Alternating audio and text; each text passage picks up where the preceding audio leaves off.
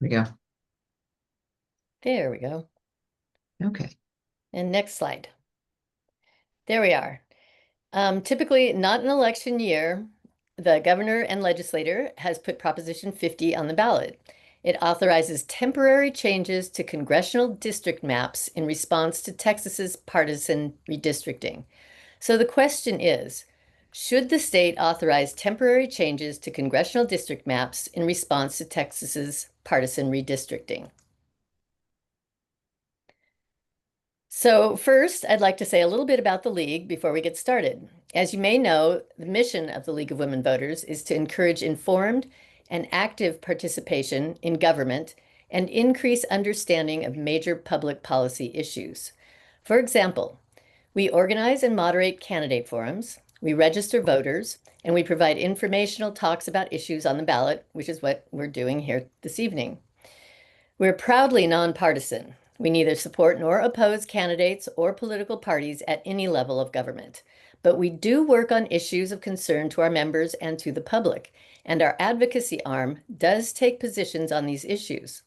However, we are here today as representatives of the educational arm of the League, and so we are presenting the information on the proposition and will show both the arguments for and against. Next slide. So we call these presentations pros and cons. We present unbiased, nonpartisan explanations of ballot measures to help voters make informed decisions. We do not advocate for or against the measures. We simply explain what the situation is, some background to the issue, what the measure would do if passed, what a yes or no vote means, who supports or opposes it and why, and the fiscal and practical impacts. And now Gail Hart with the North-Central San Mateo County League will take over. Hello. What are congressional districts?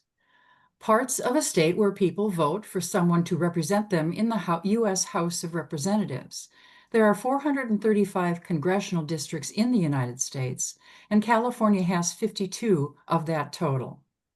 A congressperson represents the people from their district in Washington, D.C. They help develop the federal budget and U.S. policy priorities and work with other U.S. representatives to make new laws. Each representative is elected for a 2-year term. Now, this obviously does not affect the senators who are elected for a 6-year term. Next slide, please. Prior to 2008, legislators drew lines, or the court did it if the legislature failed to carry out this duty properly. In 2008, voters approved the Voters First Act, We Draw the Lines, which was Proposition 11, which established a nonpartisan commission to draw the maps for state Senate, state Assembly, and the Board of Equalization. In 2010, Proposition 20 was approved, and this added a commission to draw the federal congressional maps. That proposition was sponsored by Charles Munger, whose name we will see later. He is the main source of funds for the No on Prop 50 campaign.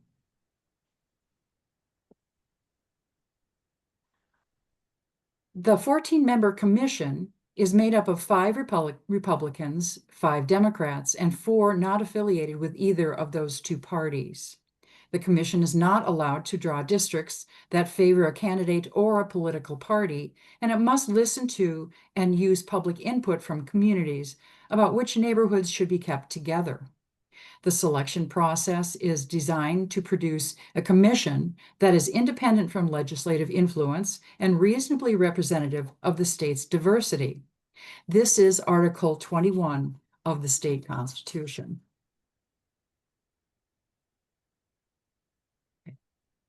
How do other states draw congressional maps? In most states, the state legislatures draw congressional district maps with or without the help of advisory committees. The remaining states, Alaska, Arizona, California, Colorado, Idaho, Michigan, Montana, New York, and Washington, all draw both state and federal districts using an independent commission. They have regulations that limit direct participation by elected officials on these commissions. And just as a side note, Alaska currently has only one congressional representative, so they only have one district in that entire state.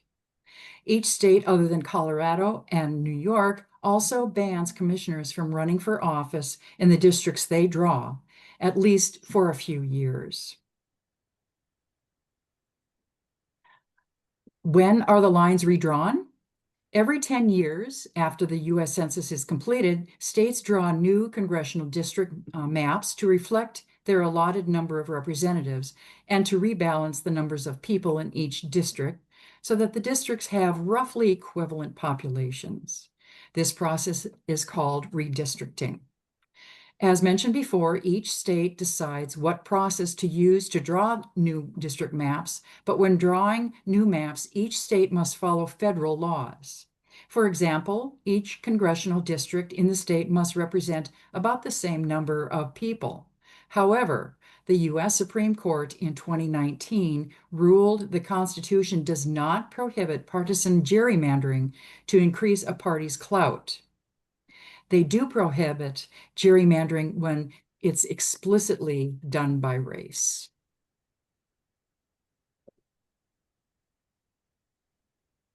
Okay, so to return to the question at hand, because of developments happening in other states, California's legislature and governor have passed legislation to allow midterm redistricting by the legislature. This requires voter approval because, as Gail just explained, in 2010, California voters put the California Citizens Redistricting Commission into our state constitution.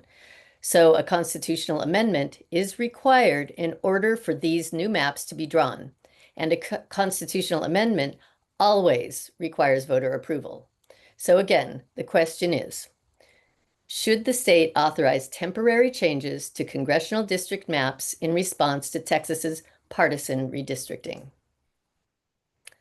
So a little background. In June and July 2025, President Trump asked Texas state legislators to redraw their congressional maps to improve Republicans' ability to win 5 districts now held by Democrats. In August 2025, the Texas legislature did that. They passed a bill to adopt new maps for the 2026 elections. So in California, a plan to counterbalance that action was initiated by members of the legislature and Governor Newsom. And on August 18th, 2025, new congressional maps were approved by the state legislature. That was Assembly Bill 604. But the bill cannot take effect without voter approval because it's a constitutional amendment. So Proposition 50 is a special election in November. Next slide. So what exactly will Prop 50 do? It would change the California Constitution to allow new maps approved by the state legislature in AB 604 to take effect and replace maps drawn by the California Citizens Redistricting Commission. The new maps would be used in any congressional election through 2030, including those in 2026, 2028, and 2030. After the 2030 census, the commission would return to drawing district lines using the rules set out by the previous redistricting law. This proposition retains California's Citizen Redistricting Commission, and it supports the use of fair, nonpartisan redistricting commissions nationwide. So please note that all of the other state maps, the state Senate, Assembly, and other districts will remain the same. This only affects the congressional districts. Next slide. Prop 50 would change the percentage of registered Republicans and Democrats in 10 districts so that 5 districts would go from a majority of Republican voters to a majority of Democratic voters, and 5 districts, which have Democratic representatives, but by a slim margin, would get a slightly larger number of registered Democrats. So, for example, District 49, represented by Mike Levin, a Democrat, and the new map would give him a slightly larger percentage of registered Democrats, so his seat would be safer. Next slide.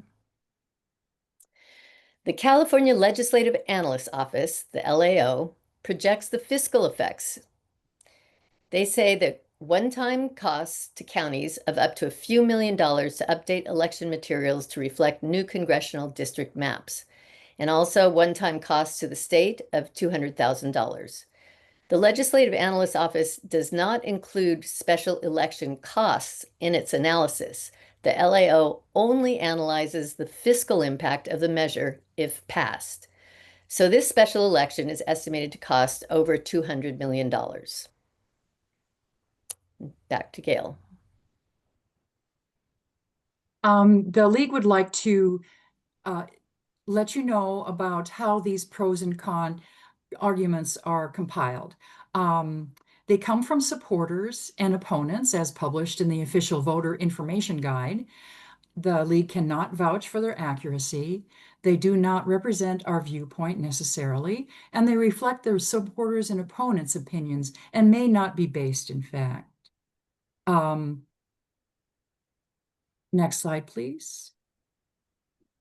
Now, the supporters say the Election Rigging Response Act is a temporary emergency plan needed to stop President Trump's attempt to unfairly rig the 2026 election. It gives voters the ability to approve the district lines in this election. It creates fair maps that reflect California's diverse communities and protect us from partisan gerrymandering. It keeps California a leader in fair elections by preserving its independent redistricting system, and it strengthens democracy by making sure Republicans don't have an unfair advantage in Congress. Next slide. And the opponents say is a power grab by politicians undoing fair election reforms and returning to gerrymandered districts that benefit politicians over voters. It replaces an open public process with secretive political backroom deals. It hurts fair representation by dividing neighborhoods and weakening minority voices. It lets politicians control district lines for years and could open the door to permanent control. And it costs taxpayers $200 million when the state is cutting funding to important programs because of budget problems. The funds raised as of September 28th, 2026. This slide shows the top 5 donors of each side over $1 million. This is one of the most expensive ballot propositions.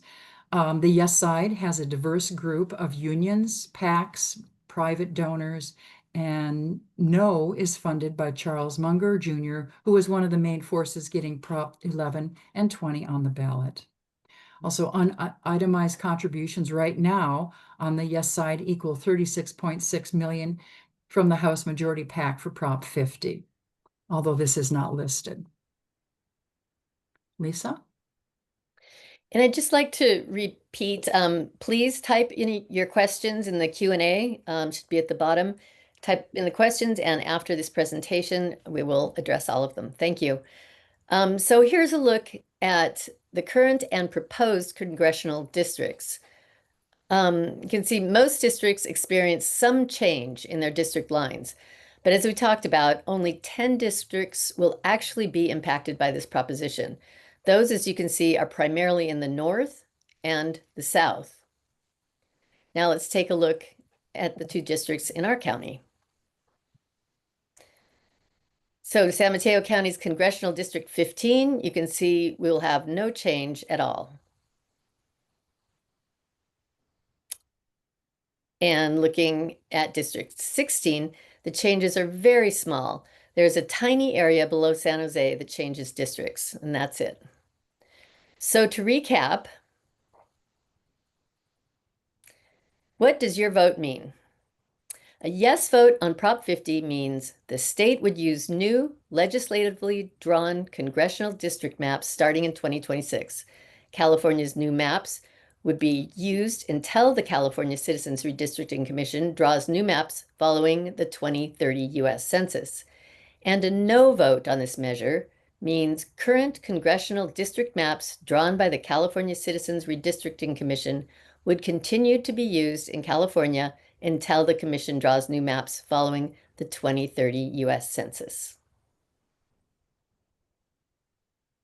Okay, we want to remind you of some important dates that are coming up. Obviously, October 6th and 7th have passed, but the ballots were mailed to all registered voters and early voting sites opened on October 6th. On October 7th, the ballot drop-off locations opened. On October 20th, voting registration, that's the voting registration deadline for non-provisional ballots. After this, until Election Day, people can register, but they will receive a provisional ballot.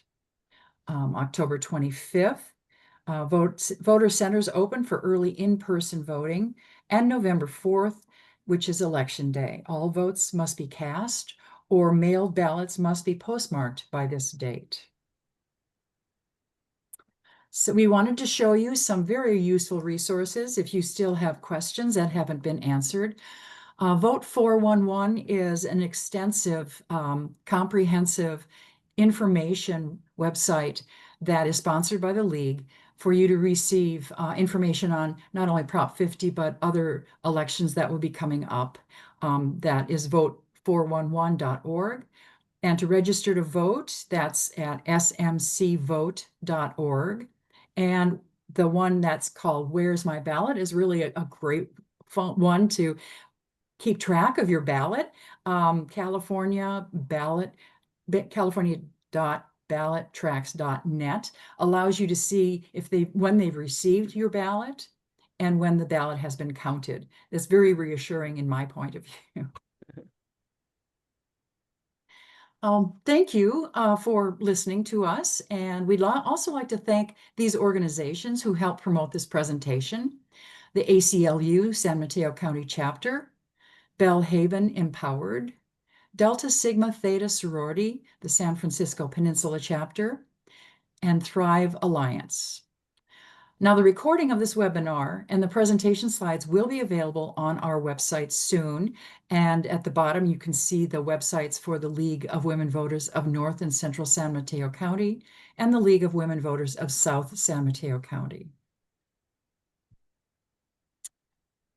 So thank you again. The League is, our mission is to empower voters and defend democracy. And we'd love for all of you to join us.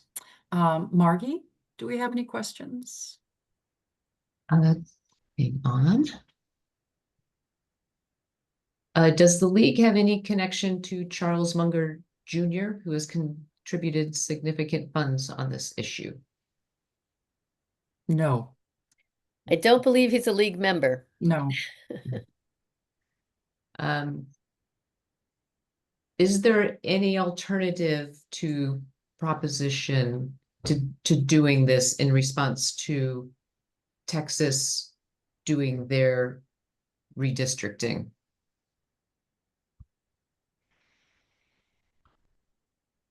Well, Well, none yeah. that I can think of. It's tit for tat.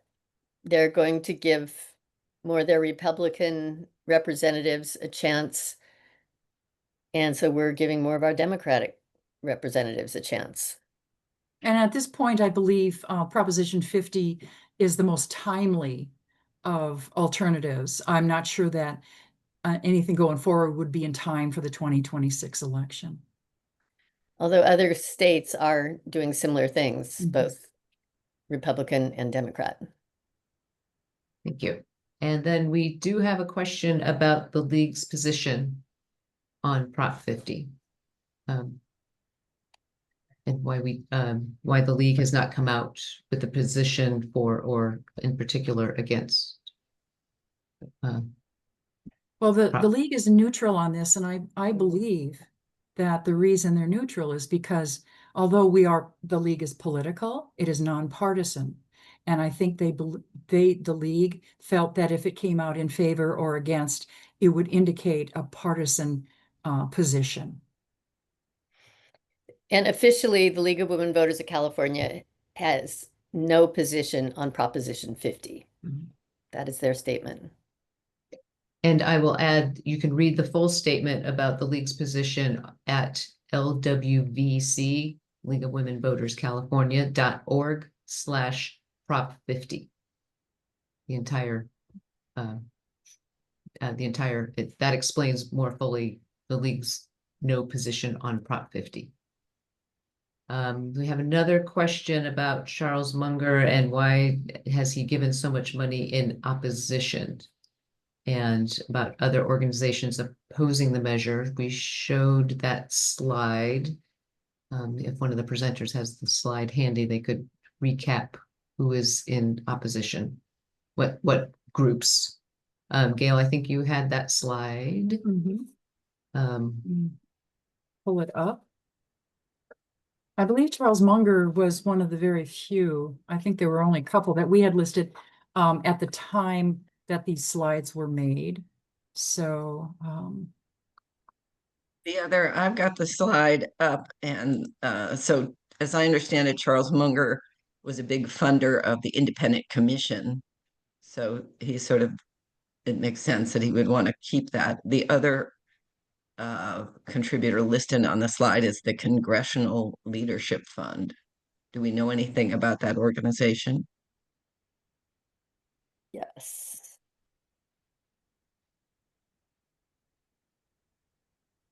I'm afraid I don't. I'm assuming it's a PAC, Political Action Committee. That Yes, the Congressional Leadership Fund is a group that works to elect Republicans to Congress. It's kicked in $5 million to this proposition, no. Okay, and then The slide lists 41 million, but maybe that's just a timing issue. I also want to note we're only taking questions in written form. So if you have a question, please put it in the Q&A.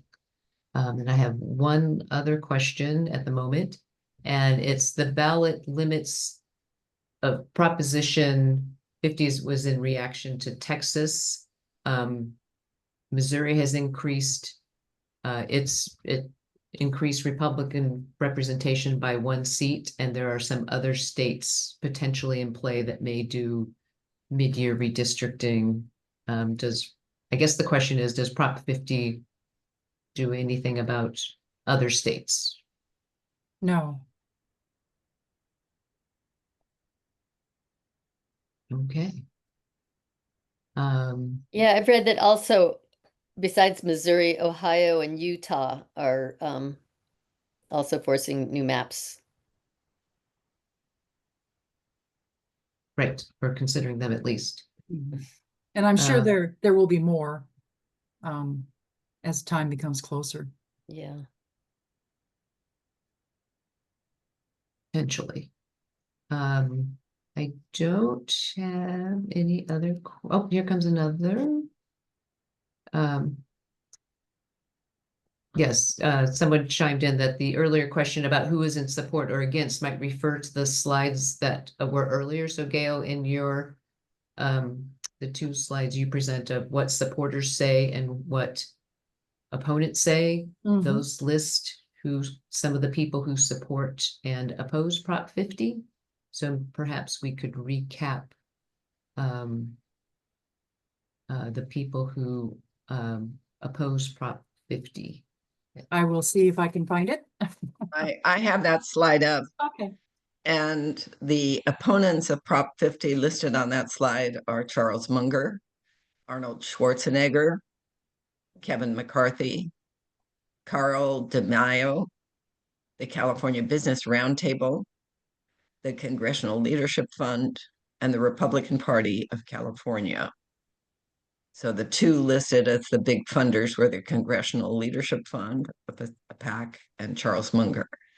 The ones that are listed as being for Prop 50 are Barack Obama, Gavin Newsom, California Professional Firefighters, the California Federation of Teachers, SEIU California State Council, Indivisible California, Planned Parenthood Affiliates of California, and the California Democratic Party.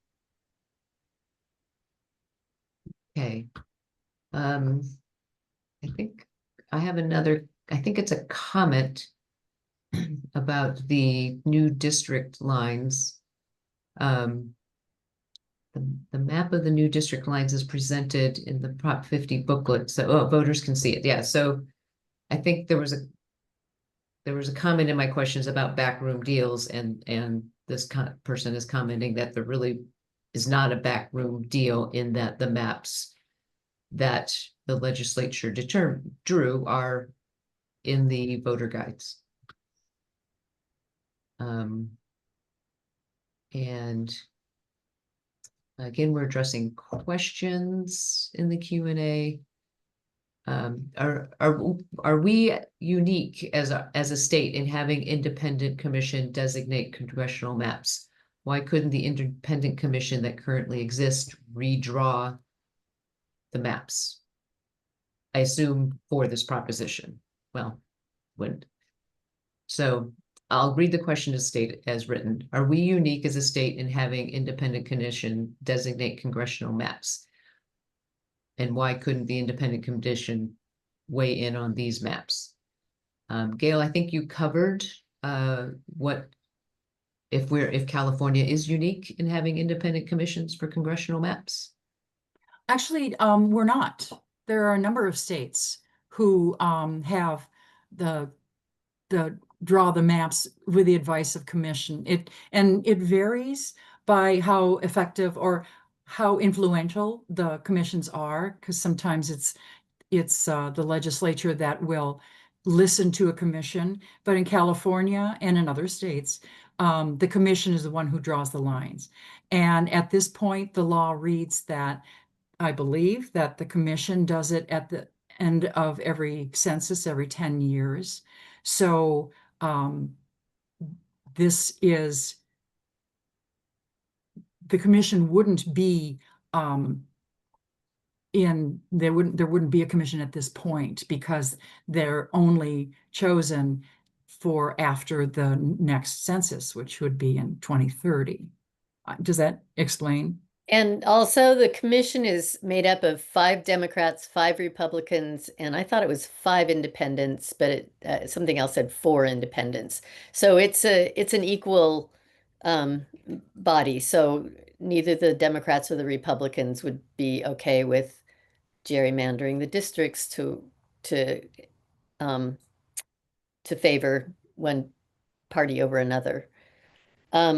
Utah also has a independent redistricting commission, but their legislators threw out their new maps, and a judge is forcing them to come up with new maps again, because they threw out their independent redistricting commission maps, came up with their own.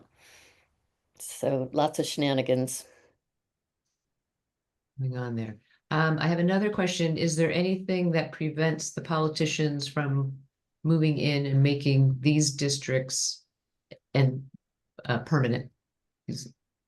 Well, the proposition is written, the law is written that it will terminate in 2030. And the commission will then be redrawing the districts after the 2030 census. So that would be in 2031. So the law is kills itself in 2030. Thank you. At the moment, I don't have any further questions. Maybe we'll give it just a couple more seconds to see if we get a couple more. But I think not, so I am going to start our conclusion. This concludes our Proposition 50 pros and cons presentation and Q&A. I want to thank my league colleagues for their time and effort to produce this event. I also want to thank you, the participants, our audience, for participating and asking great questions. The recording will be up in a day or two, and we would love for you to share a link to the recording with your friends and social networks.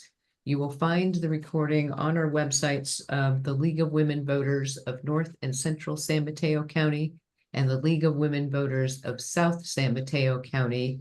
And if you don't know our URLs off the top of your head and search for our leagues, I urge you to search for our leagues specifically, North and Central San Mateo County and South San Mateo County, because otherwise you'll get the National League site or the California State League site, and they won't have the reporting of this presentation. And our sites will.